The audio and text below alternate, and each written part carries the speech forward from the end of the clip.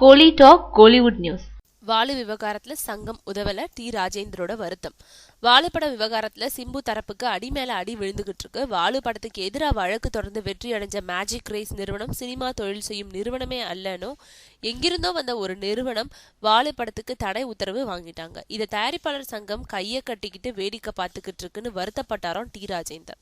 இதை பத்தி தயாரிப்பாளர் சங்கத்துல முக்கிய பொறுப்புல இருக்கும் ஒரு நிர்வாகி கிட்ட கேட்டப்போ, சிம்புவை வச்சு படம் எடுத்த பல தயாரிப்பாளர்கள் அவர் மேல கவுன்சில்ல எத்தனையோ தடவை புகார் கொடுத்திருக்காங்க.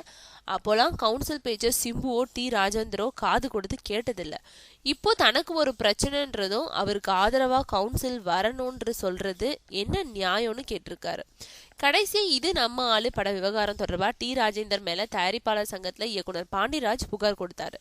அதுக்கும் டி ராஜேந்தர் இதுவரைக்கும் விளக்கம் தராமலே இருக்காராம்.